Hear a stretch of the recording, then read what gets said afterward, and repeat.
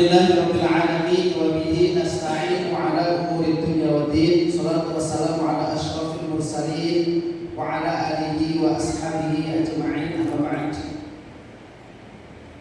Yang sama-sama kita hormati Bunda Dian dan sama-sama kita hormati manajemen yang ada di Ibnu Hajar dan teman-teman semuanya seperjuangan di dunia wal akhirah.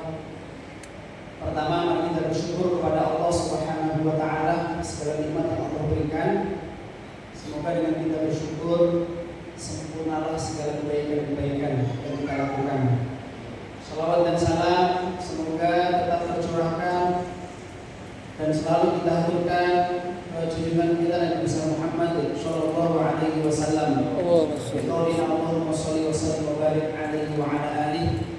Semoga kita semuanya mendapatkan keberkahan dari lantunan sholawat sehingga kita diberikan kemampuan oleh Allah untuk istiqamah jalan Nabi sallallahu alaihi wasallam dan kelak di yaumil akhir kita mendapatkan syafaat dari Nabi Muhammad sallallahu alaihi wasallam.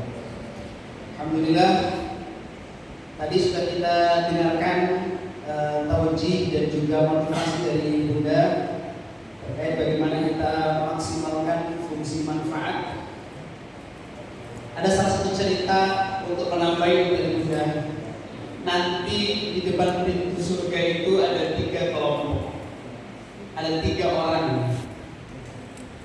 Orang yang pertama adalah orang-orang yang ahli ibadah, yang selalu memaksimalkan waktunya untuk ibadah. Dia gunakan siangnya berpuasa, dia gunakan malamnya untuk qiyamul lail. Terus kemudian golongan yang kedua adalah orang-orang yang Allah karuniai harta yang melimpah, sehingga dia berinfak sirran wa alaniyatan, sabahan, masaan, lailan. Dia berinfak di jalan Allah itu waktunya dalam keadaan rahasia dan terang-terangan, di waktu pagi, di waktu sore, di waktu siang, di waktu malam. Golongan yang ketiga adalah seorang guru yang dia mengikhlaskan niatnya, kemudian mengambil jalan dakwah untuk melanjutkan risalah kenabian. Di anna al-ulama warasatul anbiya, karena meyakini bahwa seorang pengajar, seorang yang alim adalah meneruskan warisan para nabi. Nabi tidak mewariskan dirhaman wala dinaron, tidak mewariskan dirham dan dinar, tetapi mewariskan ilmu yang kemudian dijaga oleh para guru dan para penuntut ilmu. Nah, ini ceritanya agak jenaka dulu. Jadi konon ahli ibadah ini minta masuk ke surga duluan. Bertemulah dengan malaikat, ya malaikat, kami adalah ahli ibadah, kami ingin masuk surga sesuai dengan janji Allah Subhanahu wa taala. Kemudian terjadilah percakapan, dialog di antara malaikat dan juga golongan yang ahli ibadah ini. Malaikat bertanya, wahai ahli ibadah, apa yang menyebabkan dirimu kemudian menjadi ahli, menjadi sangat rajin, menjadi sangat giat untuk beribadah, sampai-sampai waktumu kemudian kau gunakan sepenuhnya untuk ibadah kepada Allah Subhanahu wa taala. Kemudian ahli ibadah menjawab, saya mulai rajin ibadah, saya mulai giat ibadah itu setelah saya mendapatkan pencerahan dari guru, setelah mendapatkan ilmu, ya, pengetahuan ilmu dari guru, sehingga kemudian saya terketuk hati saya kemudian mengikhlaskan diri saya, menghabiskan waktu saya untuk beribadah kepada Allah Subhanahu wa taala. Guru saya menjelaskan keutamaan ibadah, keutamaan beramal soleh, sehingga kemudian saya beramal soleh dan beribadah dalam waktu yang Engkau berikan, ya Allah. Akhirnya, kalau gitu kamu jangan masuk dulu, tunggu yang ngajarin kamu guru tadi itu datang ke sini. Nah, akhirnya stop dulu ini. Jadi ahli ibadah ini dipending dulu, nungguin yang ngajarin tentang ibadah. Datang orang kedua adalah orang-orang yang mempunyai harta yang berlimpah. Dia berinfak.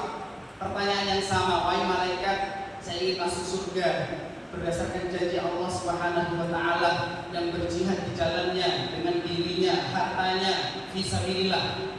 Kemudian malaikat bertanya, wahai golongan orang-orang yang menginfakkan hartanya di jalan Allah, apa yang membuat dirimu begitu semangat berinfak, begitu kemudian sadar pentingnya infak? Kemudian mereka pun juga menjawab bahwasanya saya berubah menjadi begini, saya orientasi saya kumpulkan uang, Allah mudahkan untuk mengumpulkan uang, sehingga kemudian saya infakkan di jalan Allah. Saya yang surullah, menolong agama Allah dengan harta saya, berjuang agama Allah dengan harta saya, karena saya mendapatkan nasihat-nasihat dari seorang guru. Maka akhirnya kata malaikat, stop dulu, jangan masuk dulu sampai nanti guru kemudian hadir. Yang ketiga datanglah sekelompok guru. Nah ini ada sebagian besar dari pengajar. Gurunya sekelompoknya ini, amin Allahumma amin. Sekelompok guru ini datang kemudian dia mengadu kepada malaikat, ya malaikat, saya ingin masuk surga berdasarkan janji Allah Subhanahu wa taala. Barang siapa yang mengajarkan satu kebaikan maka baginya 10 kebaikan. Dan barang siapa yang mengajarkan kebaikan-kebaikan maka baginya pahala seperti orang yang mengerjakan kebaikan itu. Akhirnya kemudian malaikat bertanya, wahai guru, siapakah yang mengajarkanmu kemudian kok bisa jadi guru ini, kok semangat jadi guru ini siapa? Dia menjawab, yang mengajarkan saya guru. Di antara kelompok kami guru, yang mengajarkan kami yang guru kami. Guru kami mengajarkan guru kami sampai kepada nabi-nabi Allah Subhanahu wa taala. Dari hadis-hadis Nabi sallallahu alaihi wasallam, dari ayat-ayat Allah Subhanahu wa taala, dan akhirnya kemudian sang guru inilah kemudian yang pertama kali diizinkan oleh malaikat masuk ke dalam surganya Allah Subhanahu wa taala. Tapi masya Allah, tawaduknya guru ini gak hanya di dunia, sampai di akhirat. Ketika malaikat mempersilahkan masuk, si guru ini masih kemudian berpikir-pikir, ya Allah, saya mendapatkan kemudahan bisa ngajar, saya bisa mendapatkan kemudahan bisa belajar, saya ada fasilitas bisa ngajar, ada fasilitas bisa mengajar, saya ada tempat bisa belajar, bisa mengajar. Akhirnya kemudian si guru ini kemudian memanggil ketua yayasan dan masuk surga. Dan tidak masuk sendirian, yang diajak adalah para muhsinin, di antaranya yayasan. Kita doakan kita semuanya oleh Allah Subhanahu wa taala dimasukkan surganya oleh Allah Subhanahu wa taala. Jadi sang guru tadi masih tawaduknya enggak hanya di dunia, di akhirat tawaduk. Dia enggak pede masuk surga sendirian.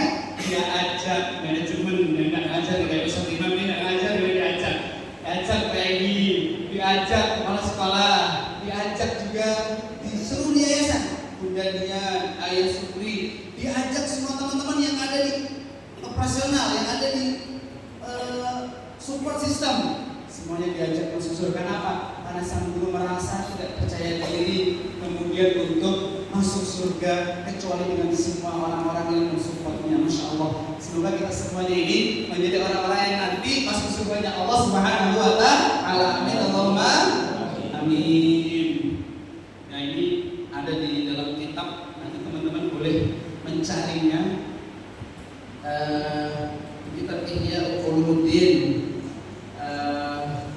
karangan Imam Al-Ghazali. Walaupun yang ketiga tadi mudah, sebenarnya yang ketiga itu sebenarnya adalah orang-orang yang muhsin, menjelaskan dalam bab keutamaan ihsan, keutamaan kita berbuat baik. Ihsan itu adalah engkau berbuat baik seakan-akan engkau melihat Allah.